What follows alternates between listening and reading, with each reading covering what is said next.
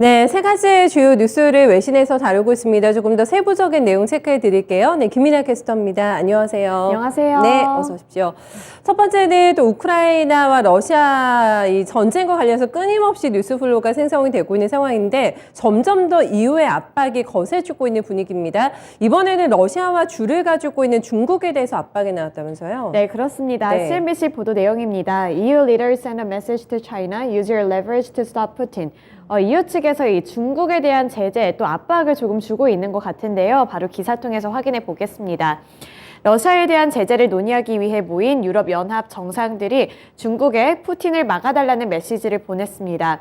이탈리아 총리 마리오 드라기는 이날 인터뷰에서 중국은 가장 중요한 국가라며 평화협상 과정에서 결정적인 역할을 할 수 있고 또 많은 레버리지 효과를 낼 수 있어서 우리 모두가 기다리고 있다고 말했습니다. 우선 이 이탈리아 총리뿐만 아니라 여러 인사들도 이 무게를 실어주는 모습을 보여줬는데요.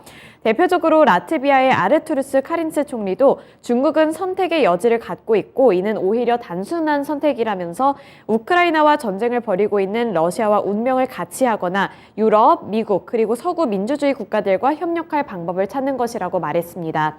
또 여기에 산나 마린 핀란드의 총리도 중국은 주요 국가라고 규정을 하고 중국은 이번 전쟁에서 역사의 오른편에 서야 한다고 강력하게 촉구하기도 했는데요.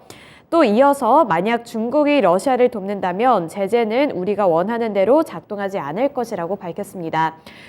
중국 정부는 지금까지 러시아의 우크라이나 침공을 분명하게 비난하는 것을 거부해왔고 이 우크라이나의 나토 관련한 이런 주장에 대해서 조금 언짢은 듯한 모습을 함께 보여줬는데요. 여기에 서방 국가들이 다 같이 나서서 다시 한번 압박을 주는 것으로 분석됩니다. 네, 지금 바이든 대통령이 유럽 순방길에 오르게 되면서 그 전부터 예고는 했습니다. 이번에 유럽 정상들과 얘기를 나누면서 러시아를 더 강력하게 옥죄 수 있는 방법들이 나올 것이다라는 멘트가 있었는데 하나둘씩 이게 베일이 벗겨지게 되면서 그 부분이 실체를 드러내고 있습니다.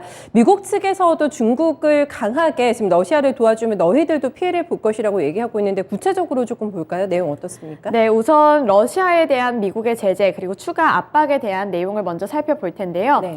27개의 EU 정상들이 제재 방안을 논의하고 있는 한편 미국은 이날 약 400명의 러시아인을 추가로 제재할 것이라고 발표했고 또 바이든 행정부는 러시아의 하원인 두마와 두마 의원 328명을 제재 명단에 추가했습니다.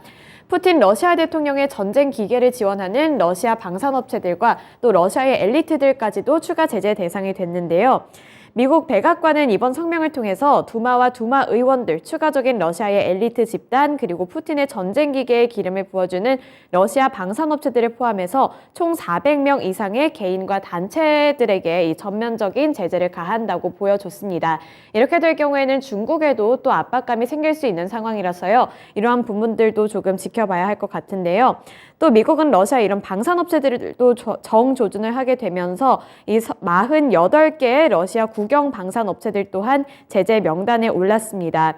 이렇게 미국 정부는 우리는 러시아 전쟁을 지원하는 공급자와 또 공급망을 목표물로 삼고 있고 또 이 노력을 계속할 것이라고 경고한 만큼 이러한 갈등이 지속될 경우에는 중국도 피해를 피해갈 수는 없을 것으로 보입니다. 네, 구체적으로 보면은 러시아의 반도체를 파는 중국 기업은 아예 문을 닫게 될 수도 있다라는 미국 측의 멘트가 나오기도 했습니다. 그리고 이제 러시아가 가지고 있는 가장 강력한 무기가 바로 에너지이기 때문에 네. 에너지 의존도를 줄이기 위해서 굉장히 다양한 아이디어들이 나오고 있다고 하는데요. 러시아가 지금 계속해서 위기로 몰리고 있는 상황 속에서 어떻게 글로벌 국제 정세가 전개가 될지 계속해서 주말까지도 저희 확인을 해봐야 될 것 같습니다. 다음은 종목 얘기해 보겠습니다. 삼성에 뭔가 위기가 될 만한 네. 엔비디아 창업자의 한마디가 나왔습니다. 인텔과 엔비디아가 동반해서 올랐는데 이 내용 네. 중요하게 오늘 시장에서 반영될 것 같더라고요. 네, 맞아요. CNBC 보도 내용이고요. NVIDIA, Intel lead rally in chip stocks as optimism on economy boost riskier assets. 이 엔비디아와 인텔의 주가가 많이 올랐습니다. 이 투자 심리가 개선된 것도 있었고 여러 가지 좀 이슈가 있었는데요. 네. 바로 기사 통해서 체크해 보겠습니다. 미국 증시에서 반도체, 소재주 등 경기 회복에 따른 수혜가 큰 종목들이 이날 상승세를 주도했습니다. 목요일에 반도체 주식은 투자자들이 위험 자산에 대한 욕구를 되찾고 엔비디아와 인텔에 대한 긍정적인 논평에 힘을 입으면서 올랐는데요. 엔비디아는 전장 대비 9.82% 상승 마감을 했고 인텔도 7% 가까이 되는 상승률을 기록했습니다. 올해 들어서 지금까지 이런 반도체 칩과 관련된 주식들은 인플레이션 공포와 또 우크라이나발 위기가 함께 겹쳐지게 되면서 이 공급망 문제를 가중시킬 것이라는 우려감이 퍼지게 됐고 이로 인해서 큰 타격을 받아왔는데요. 이 수요일 종가까지 iShares 세미컨덕터 ETF도 2022년에만 15% 가까이 하락하는 모습을 보여줬습니다. 네, 이번에 엔비디아가 인텔의 반도체 생산을 맡기는 방안을 검토하고 있다는 보도가 나오면서 두 업체의 주가가 동반 상승하게 된 건데요. 이렇게 두 기업이 함께 합작을 하게 되면서 시너지 효과가 기대되고 있는 분위기입니다. 먼저 이 밖에 엔비디아 관련한 여러 가지 호재 소식들도 조금 정리를 해드리자면 이 엔비디아는 11월 이후 최고의 날로 이렇게 상승세를 주도를 했는데 투자자의 날에서 이 회사 로드맵에 대한 인공지능에 중점을 둔 새로운 서버칩과 세계에서 가장 빠른 AI 슈퍼컴퓨터 구축 계획까지 발표를 하면서 여러 가지 상승 동력을 좀 받은 것으로 분석됩니다. 네, 더 많은 파운드리가 필요해지는 상황입니다. 여기에서 삼성전자 측에 요청을 할 줄 알았더니 방향을 돌렸거든요. 네, 인텔 쪽으로 요청을 보낼 수가 있다라는 부분에 지금 업계에서는 굉장히 이 부분을 주시하고 있는 상황인데 구체적으로 조금 더 살펴보겠습니다. 그리고 인텔 얘기도 좀 해볼까요? 인텔 입장에서는 굉장히 또 반가운 호재가 될 것 같아가지고요. 네, 그렇죠. 예. 인텔한테는 엄청나게 큰 호재고 또 인텔 측에서 언급을 했던 또 호재 소식이 또 있었는데요. 네. 함께 시너지 효과를 낼 수 있을 것 같습니다. 우선 인텔 CEO 젤 싱어는 반도체 공장을 또 언급했는데요. 인텔은 오하이오에 있는 칩 공장 단지에 최소 200억 달러를 지출할 계획이고 이번 달에는 독일 및 기타 유럽 허브에 새로운 메가 팩토리를 건설하는데 360억 달러를 지출할 계획이라고 밝혔습니다. 인텔은 목요일에 이 7% 가까이 되는 상승률로 급등을 했고 1년 만에 가장 큰 일일 상승폭이라고 합니다. 이 팻 겔싱어 최고 경영자는 수요일 미국 국회 의사당을 통해서 국내 제조업에 대한 정부 보조금이 미국의 국가 안보를 강화할 수 있고 자동차 산업과 기타 주요 경제 분야를 휘젓고 있는 현재 반도체 부족 사태 공급에 있어서 도움이 많이 될 수 있을 것이라는 주장을 펼쳤습니다.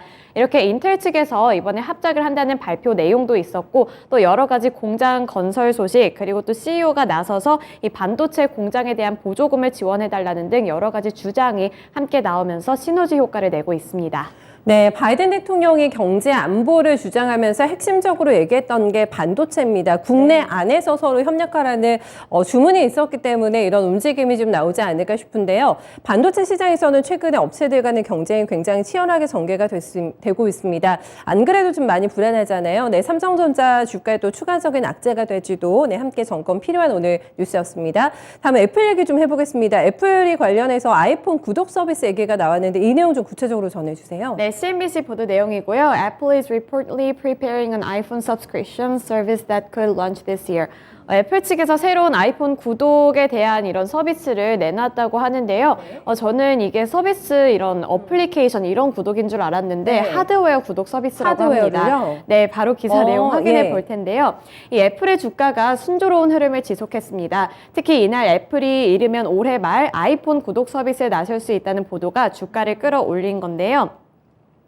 이 소비자들은 이제 비싼 아이폰을 사는 대신에 매월 일정 금액을 내게 될 경우 아이폰을 사용할 수 있도록 하는 이 구독 서비스를 이르면은 이번 올해 말에 좀 이런 서비스를 도입할 수 있다는 블룸버그의 보도가 있었습니다.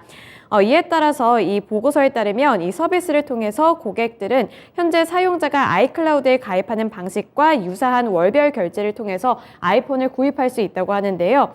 이 애플은 이와 관련해서 논평을 거부했습니다. 전 사실 이러한 보도를 봤을 때 이렇게 좀 할부처럼 그런 게 아닌가 했는데 그런 게 아니라 정말 구독 서비스로서 낸 만큼 사용할 수 있는 것으로 분석이 되고 있는 상황이고요.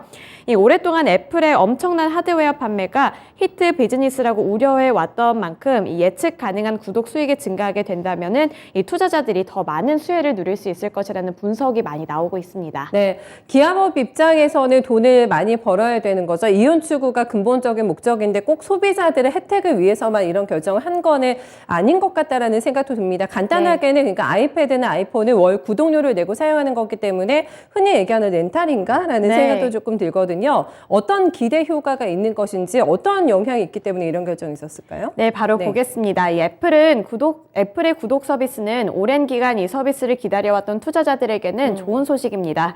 또 팀 쿡 CEO는 애플의 서비스 사업에 주목하라고 말했는데요. 앞서 살펴봤다시피 애플의 구독 서비스는 이 서비스를 기다려왔던 투자자들에게 더 많은 수익을 줄 수 있다는 분석 때문입니다. 이렇게 구독료가 증가하게 되면은 사용자가 단계적으로 확 늘어날 수 있게 되고, 그렇게 될 경우에는 실적 개선으로 이어지면서 투자자들 또한 여러 가지 수혜를 누릴 수 있다는 분위기고요.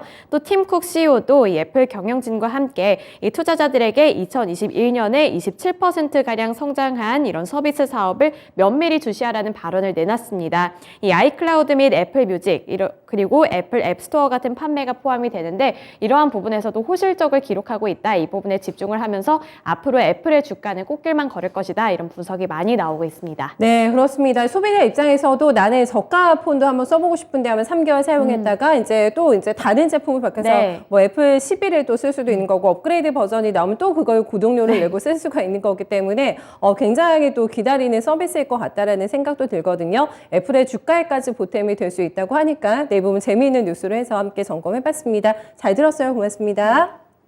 네, 세 가지 외신 뉴스 함께 점검해봤습니다.